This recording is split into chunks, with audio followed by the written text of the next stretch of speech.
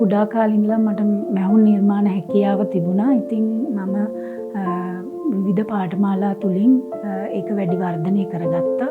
1997 විවාහයෙන් පස්සේ මට ආර්ථික ප්‍රශ්න ආව නිසා මගේ මැහුම් හැකියාව කුඩා ව්‍යාපාරයක් බවට පත් කරගත්තා. මුලින්ම පටන් ගත්තේ බෙඩ්ෂීට් කොට්ටුර වගේ කැලි මුට්ටු කරලා මහන ඇඳුම් ගෙවල් වලට ගිහිල්ලා තමයි මම විකුණ ගත්තේ. ඊට පස්සේ මගේ ස්වාමිපුරුෂයා එයා ගොඩක් දුර තමයි රැකියාව කළේ.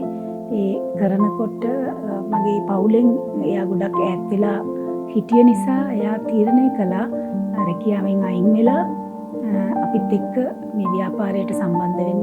1999 ඊට පස්සේ අපිට පුතෙක් ලැබෙන්න දෙවියන් වහන්සේ ආශිර්වාද කළා. මුල් අවුරුදු කිහිපය තුළ මට දෙවියන් වහන්සේගේ කරුණාව ලැබුණා ව්‍යාපාරයේ දියුණුවටපත් කරගන්න. 2003 මට අමාරු කාලයකට මුහුණ දෙන්න සිද්ධ වුණා. ඒ අමාරු කාලය තුලදී මගේ නිවසේ කරන්ට් එක පවා කපලා ගියා. මගේ දරුවගේ අධ්‍යාපන කටයුතු පවා කරගන්න මට වියදම් කරන්න මුදල් නැතුව ගියා. ඒක මට අමාරු කාලයක් වුණා. අපි අමාරු කාලයන් තුලින් ගමන් කළත් අපි පවුලක් ලෙස දෙවියන් වහන්සේට මුල් තැන දීලා කටයුතු කළා. මොන අමාරුකම් තුලින් ගියත් අපි අපේ ආදායමෙන් 10% කොටස දෙන්න අපි තීරණය කළා. ඒක අපි දුන්නේ නැවත ගන්න බලාපොරොත්තු වෙන්නේ නෙවෙයි. අපේ සතුට සිතින් දෙන්න අපි තීරණය කළා. ඒ කාලය තුලදී පිලිප්පි 4:19 අපිට ලොකු ශක්තියක් වුණා. එහි සඳහන් වෙනවා මාගේ දෙවියන් වහන්සේ ක්‍රිස්තුස් වහන්සේ තුල ස්වකීය තේජාන්විත වස්තු සම්භාරය අනුව ඔබගේ සියලු අභිංගකම් සපුරාලන සේක. දෙවියන් වහන්සේ තුල මම ගොඩක් විශ්වාසයෙන් ගමන් කළා. ඊට පස්සේ 2005 වර්ෂයේ වෙනකොට මට චූටි දියණියක් ලැබුණා. එයාට මම කුඩා කාලේදී ඇඳුම් මහලා දෙනකොට මට හිතට ආව දෙයක් තමයි මම මේ ඇඳුම මහලා විකුණන්න ඕනේ කියලා. ඊට පස්සේ මම අවුරුද්ද ළමයින්ට තමයි ඉස්සෙල්ලා මම පටන් ගත්තේ මහන්න. මම ගවුමක් මහන්න තමයි පටන් ගත්තේ.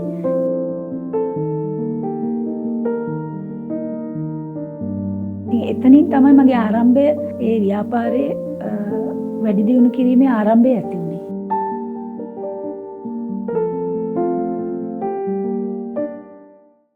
අද වෙනකොට මගේ පවුලම මගේ ව්‍යාපාරයට සම්බන්ධව ඉන්නවා. මගේ පුතා, මගේ දුව, ස්වාමිපුරුෂය අපි පවුලක් ලෙස තමයි මේ ව්‍යාපාරය අපි කරගෙන යන්නේ. සේවකයන් දාලා අපි ව්‍යාපාරය තවත් වර්ධනය කරගන්න හැකියාව ලැබුණා. අපේ නිෂ්පාදනය සේවාදායකින් අරගෙන ගිහිල්ලා කඩවල වලට දාන තත්ත්වයට පත් කරගෙන තියෙනවා. ඒගොල්ලෝ අරන් ගිහිල්ලා ඔන්ලයින් බිස්නස් තත්ත්වයට පත් කරගෙන තියෙනවා. ලංකාවේ ගත්තොත් ලංකාවේ හැම ප්‍රදේශයකම ෂොප් වලට දාන්න මගේ ගවුම අද වෙනකොට ව්‍යාප්ත වෙලා තියෙනවා. මම මගේ පෞද්ගලික ජීවිතේ මම දෙවියන් වහන්සේට මුල් තැන දෙමින් තමයි කටයුතු කරන්නේ. ඒ වගේම මම පවුලක් ලෙස ඒගොල්ලෝම පොළඹවලා තියෙනවා දෙවියන් වහන්සේට මුල් තැන දෙන්න ඕනි කියලා.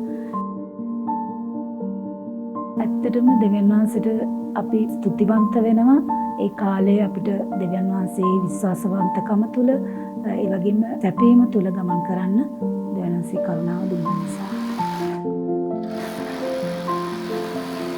ඉතින් අද වෙනකොට දෙවියන් වහන්සේ කරුණාව තුල සිතේ සතුටින් මගේ ව්‍යාපාරය මම කරගෙන